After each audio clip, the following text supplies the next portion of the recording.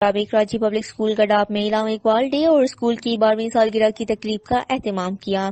تقریب میں 10ویں اور 12ویں جماعت کی پہلی پوزیشن حاصل کرنے والی طالبات کو اسناد دی گئی۔ اس موقع پر اسکول کی سالگرہ کا کیک بھی کاٹا گیا۔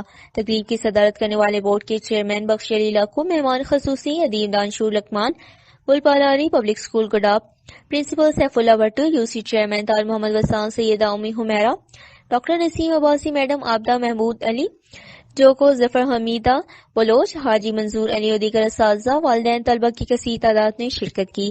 تقریب سے خطاب کرتے ہوئے انہوں نے کہا کہ قومی شاعر علامہ اقبال نے اپنی شاعری کے ذریعے بڑی صغیر کے مسلمانوں کو شعور دیا اور انسانیت کا درس دیا۔ وہ ایک جمہوری شخصیت ہے جن کی شاعری ایک فلسفیانہ سفر ہے جسے سمجھنے کی ضرورت ہے۔ ان کا کہنا تھا کہ شاعر مشرق علامہ اقبال نے اپنی شاعری کے ذریعے مذہب کی آڑ میں فساد پھیلانے والوں کو بے نقاب کیا۔ ان کا مزید کہنا تھا کہ جب بچے محنت کرتے ہیں تو سب کچھ منظم ہوتا ہے، تو اس کا سارا کریڈٹ اساتذہ کو جاتا ہے۔ انہوں نے کہا کہ آج نہ صرف اسکول کا یوم تاسیس ہے بلکہ اس دن ادارے کا آغاز کیا گیا تھا۔ اسکول انتظامیہ کی محنت سے ہی تعلیمی اداروں میں بچوں میں خوب ٹیلنٹ پیدا ہوتا ہے۔ اس موقع پر طلباء نے قومی ترانہ ٹیبلوز پیش کر کے خوب داد وصول کی۔